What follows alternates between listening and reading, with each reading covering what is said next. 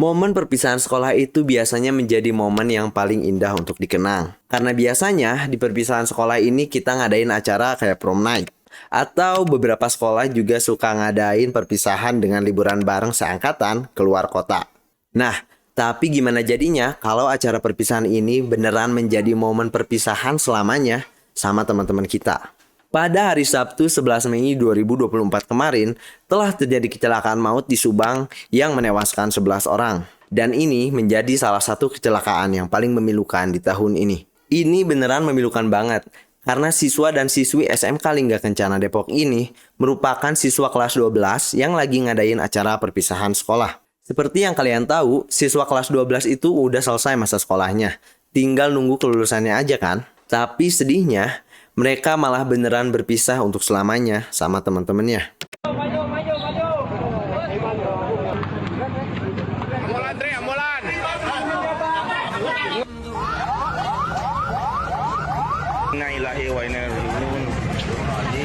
Dari video yang tadi, kalian bisa lihat kalau bisnya ini terguling. Dan kondisi bis ini juga hancur sehancur-hancurnya. Dari sini kita udah bisa lihat kalau kecelakaan ini tuh memang separah itu.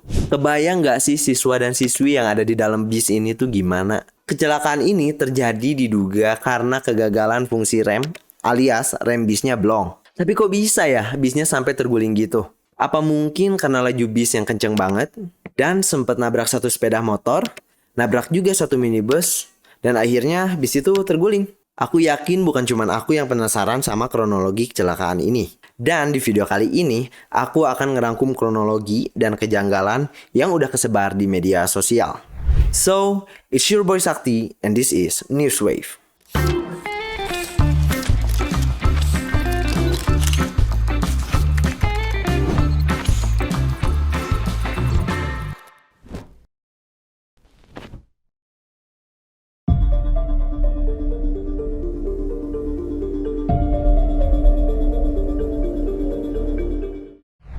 Jumat 10 Mei 2024 pagi hari, rombongan siswa kelas 12 SMK Lingga Kencana Depok berangkat dari Depok ke Bandung untuk acara perpisahan sekolah.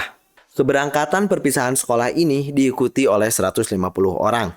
Di antaranya, 122 siswa kelas 12 dan 28 guru yang mendampingi siswa kelas 12 tersebut.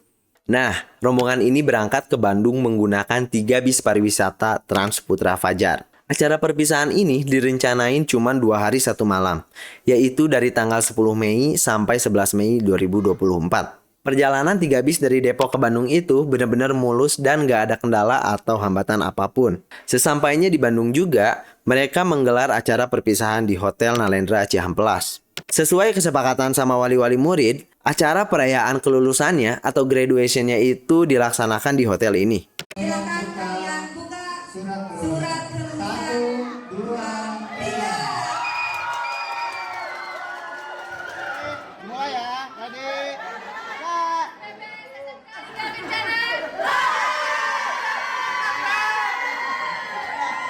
Nah, kenapa acara ini harus dilaksanakan di Bandung? Karena selepas acara ini, lebih tepatnya keesokan harinya, mereka akan berwisata ke Tangkuban Perahu.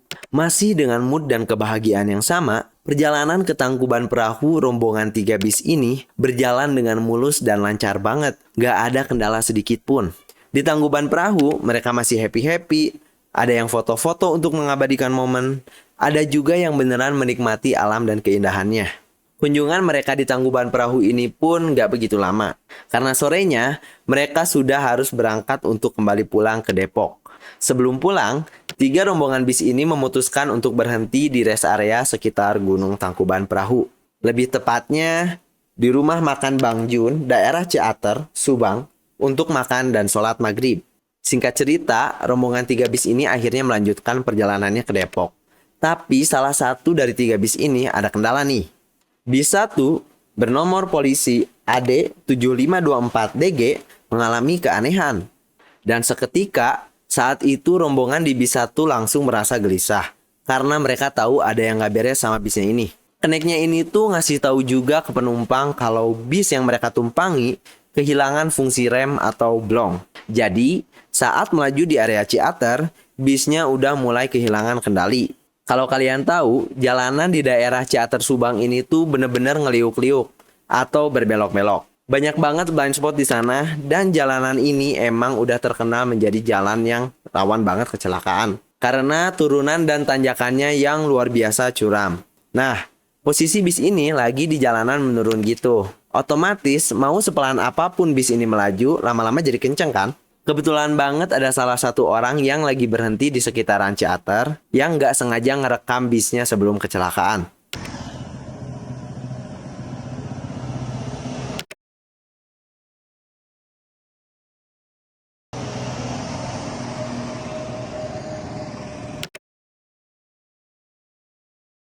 Menurut kesaksian orang tersebut, bisnya udah ngasih hazard dan klakson-klakson dari arah Lembang. Berarti ada kemungkinan ya, kondisi remblong ini udah dirasain sama supir setelah dari Tangkuban Perahu. Balik lagi, karena jalannya yang menurun, bis ini makin hilang kontrol yang akhirnya membuat bis jadi oleng. Selama kondisi bis kayak gini, rombongan yang ada di bis satu teriak-teriak, Allahu Akbar, Allahu Akbar.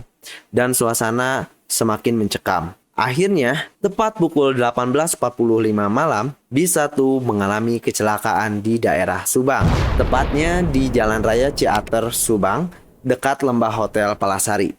Kecelakaan ini terjadi saat bis ini oleng ke kanan hingga menyeberang ke arah yang berlawanan dan menabrak satu minibus juga satu motor.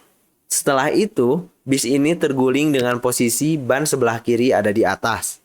Lalu bis tergelincir dan menabrak 3 buah sepeda motor yang sedang parkir di bahu jalan. Bis terhenti setelah menghantam tiang listrik.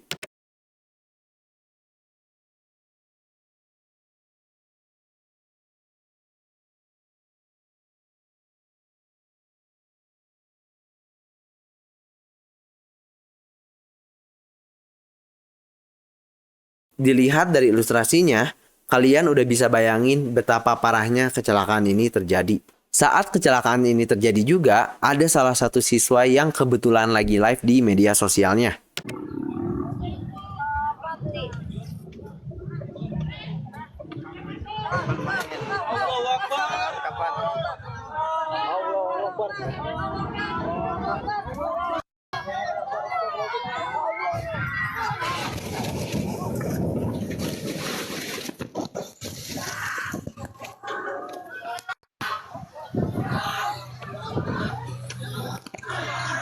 Sumpah guys, gua kecelakaan cok. Gua kecelakaan.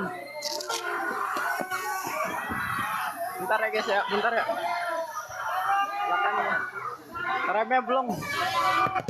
Bentar. Kecelakaan ini benar-benar terjadi begitu cepat. Menurut kesaksian warga sekitar, beberapa orang yang ada di dalam bis ini ada yang terpental keluar, ada pula yang tertindih oleh bisnya. Sedih sekaligus merinding sih ngelihatnya.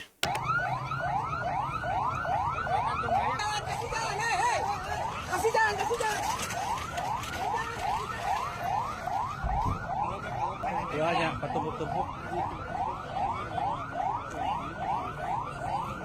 betulnya.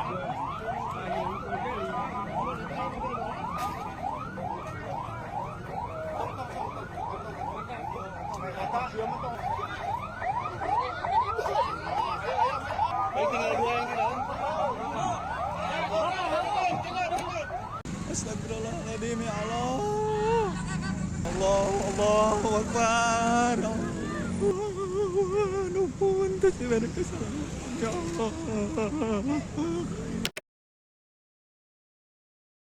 Kondisi bis setelah kecelakaan hancur sehancur-hancurnya.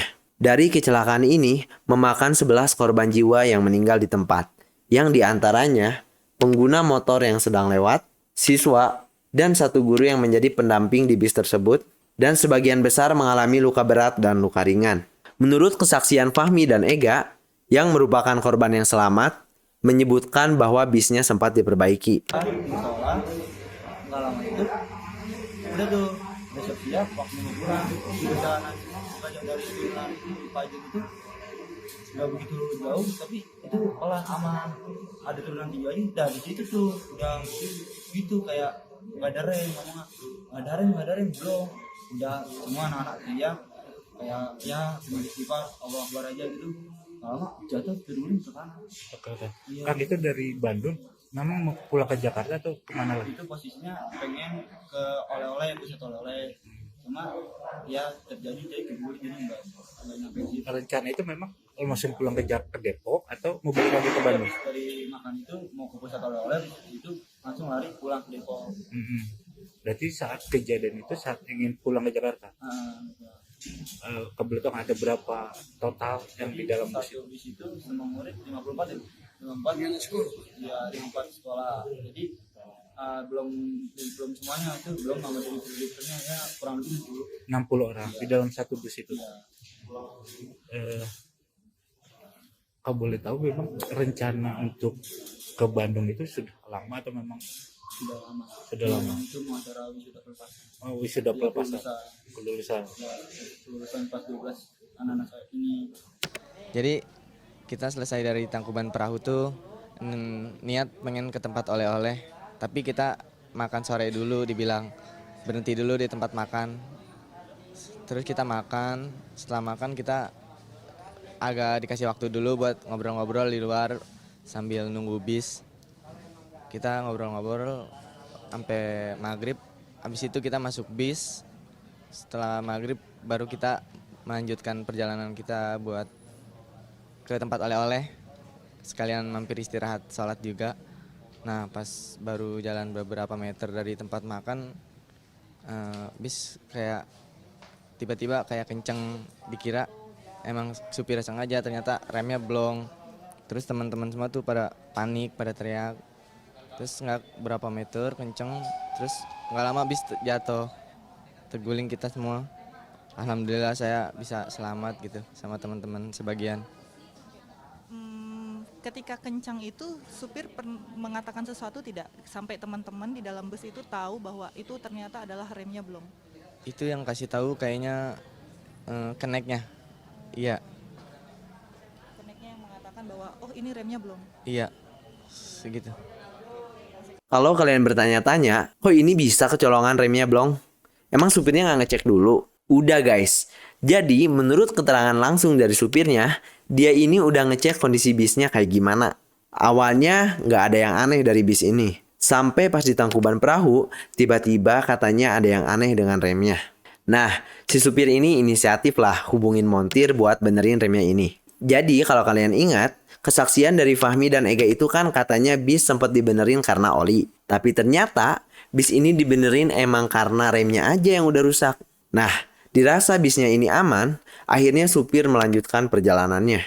Tapi setelah sampai di sekitaran Tanjakan Emen, Ciater, Subang, supirnya ngerasa kok anginnya habis. Dan bener aja, remnya belum kembali. Nah di Tangkuban Perahu saya sudah terasa tuh di atas rem dalam gitu.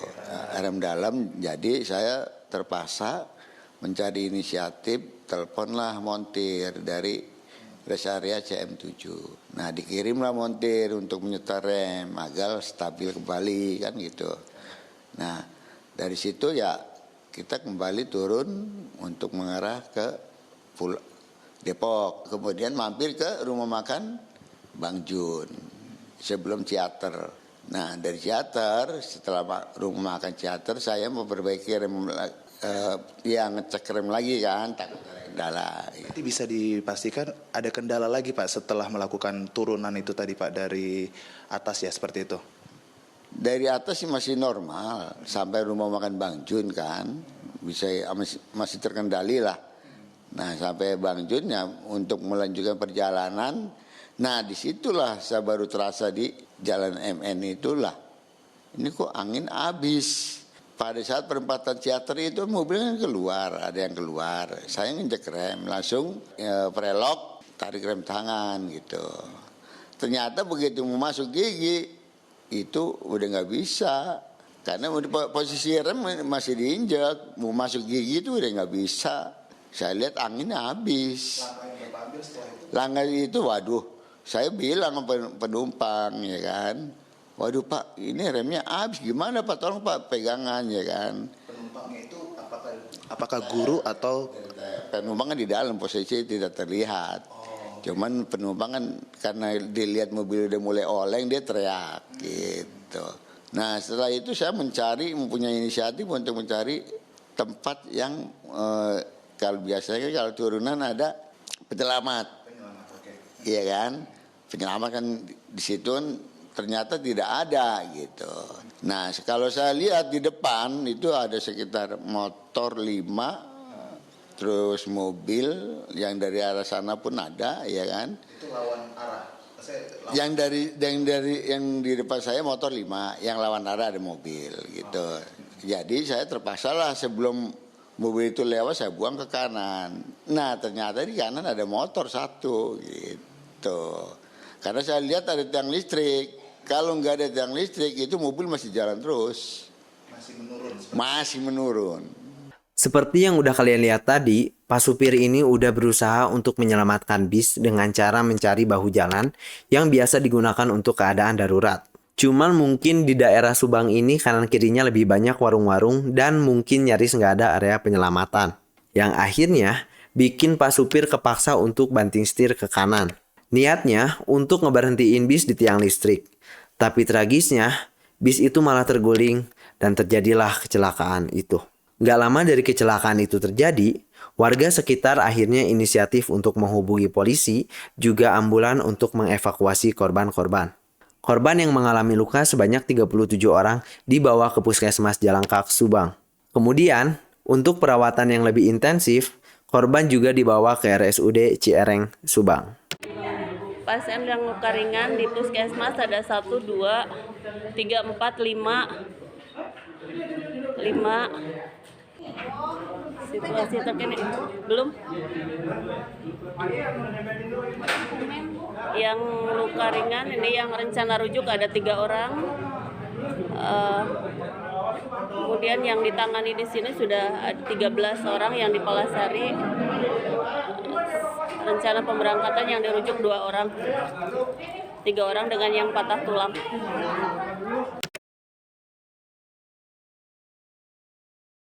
Setelah semua korban berhasil dievakuasi, akhirnya pukul 10 malam, bis yang terguling ikut dievakuasi dengan bantuan alat berat untuk dikembalikan ke posisi semula. Proses evakuasi sedang diangkat.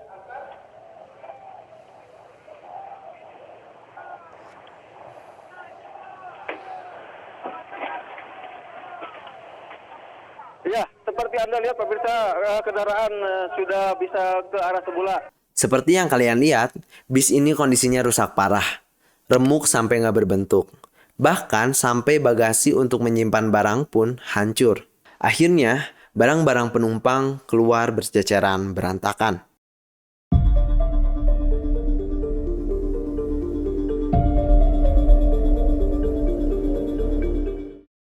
Di malam yang sama, 2 bis rombongan lainnya diarahkan untuk kembali pulang ke Depok. Aku yakin sih, pasti 2 rombongan lainnya ini pulang dengan keadaan yang gak tenang, gelisah, dan sedih juga pastinya. Mengetahui teman-teman yang ada di bis 1 mengalami kecelakaan dan bahkan sampai memakan korban jiwa. Tangisan mereka juga pecah saat mereka sampai di Depok dan bertemu orang tua mereka.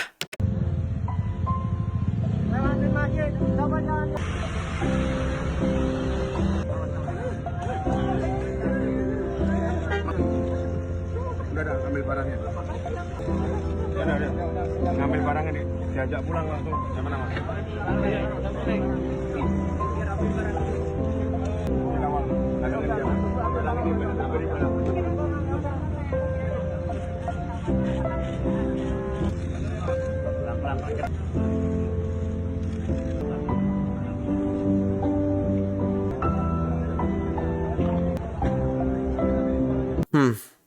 Sumpah ini beneran sedih banget. Gak bisa bayangin perasaan mereka yang harusnya ini jadi momen senengnya mereka. Pulang dengan bahagia membawa surat kelulusan. Tapi takdir berkata lain. Mereka harus pulang dengan membawa kabar duka. Untuk korban yang meninggal dunia, dibawa ke Yayasan Kesejahteraan Sosial sebelum diserahkan ke pihak keluarga. Masih di malam yang sama, sejumlah ambulan dari Depok juga dikerahkan untuk mengevakuasi korban meninggal dunia dan juga korban yang mengalami luka-luka.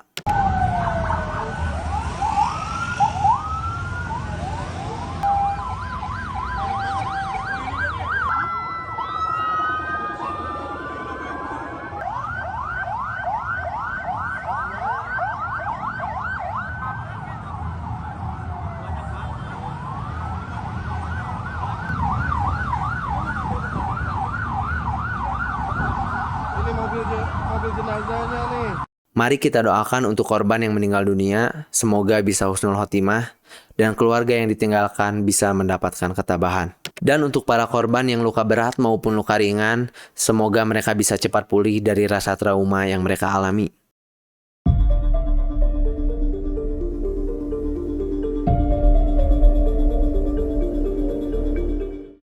Nah, dari kejadian kecelakaan ini sebenarnya banyak banget kejanggalan yang terjadi.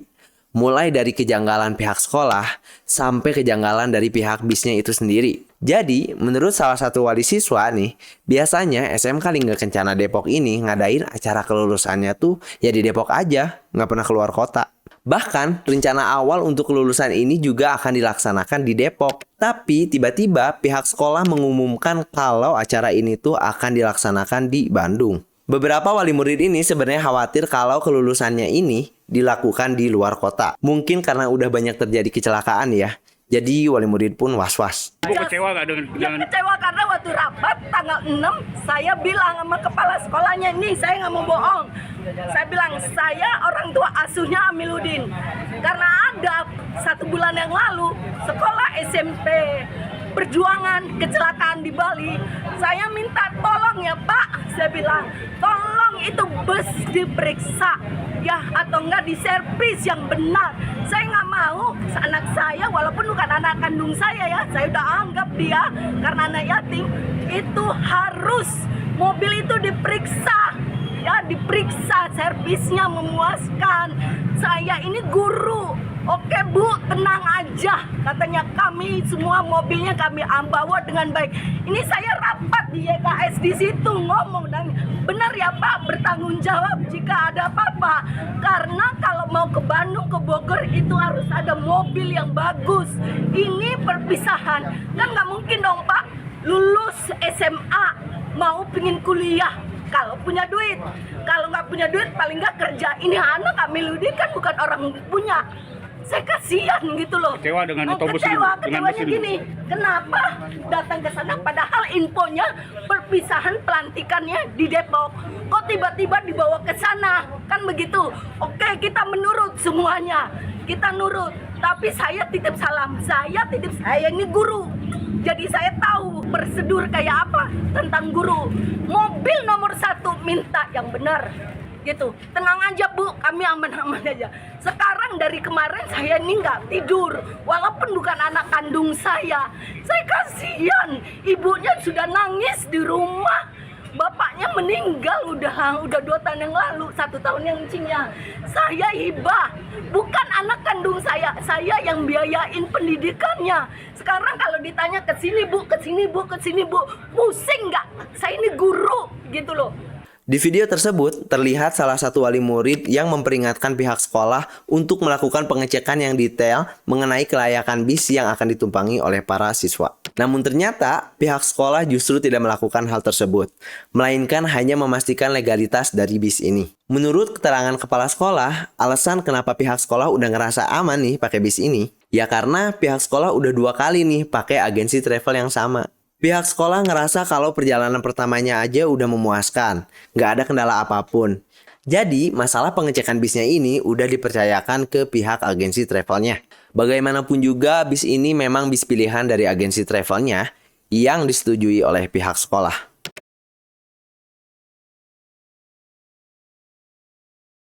Jujur, karena keterangan dari pihak sekolah yang kayak gini nih, bikin banyak asumsi-asumsi liar dari warganet.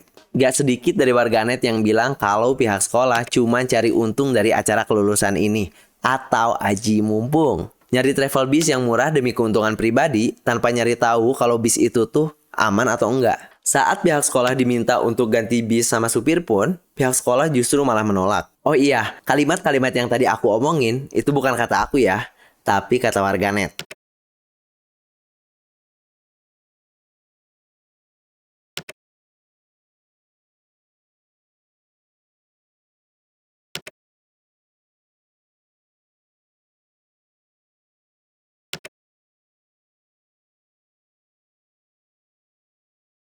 Menurut kalian gimana nih? Pihak sekolah emang beneran cuma cari untung? Atau mereka emang nggak tahu apa-apa karena udah sepercaya itu sama agensi travelnya? Coba komen di bawah. Next. Ada kejanggalan lain juga nih guys yang muncul dari pihak perusahaan agensi travel. Setelah dilakukan penelusuran, jadi bis ini tuh bis hasil rakitan. Yang dimana dulunya bis ini bukan bis pariwisata, melainkan bis tumpangan antar kota aja. Hal ini tuh kebukti dari bis yang nggak punya surat izin angkutan dan rancang bangun yang bermasalah. Rancang bangun dan desain bis ini dirubah total pasca uji kelayakan terakhir, yang mana setelah itu bis ini bolos dari uji kelayakan. Dan fatalnya, perubahan ini tidak sesuai dengan spek maksimum sasis, utamanya di sisi rem yang tentunya sangat berpengaruh pada keselamatan. Kalau kalian belum tahu, sasis itu rangka bis yang dijual merek, terdiri dari mesin, rangka bawah, ban, suspensi, dan setir.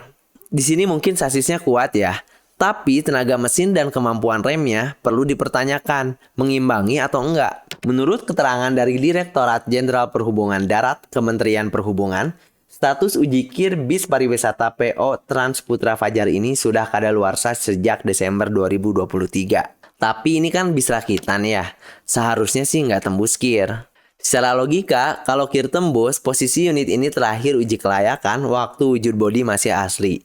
Yang sayangnya, nggak ada dokumen aslinya sama sekali. Kalau kondisi bis kayak gini sih, gila banget ya guys. Sampai harus dipaksa untuk nanggung muatan sebanyak itu. Gak heran sih kalau bis ini emang beneran bermasalah. Berdasarkan kronologi dan kejanggalan tragedi kecelakaan bis ini, kita bisa menyimpulkan bahwa banyak banget faktor yang menjadi penyebab dari kecelakaan ini terjadi. Pemilik bis sangat-sangat lalai dalam hal ini, sampai bikin celaka dan memakan korban jiwa. Dari tragedi ini perlu menjadi kewaspadaan buat kita semua untuk cari kendaraan pariwisata. Kalau menurut kamu, pihak mana nih yang paling bersalah dalam kasus kecelakaan ini? Jangan lupa untuk subscribe dan nyalain lonceng biar nggak ketinggalan video-video terbaru dari channel ini. Keep trying, life must go on. See you!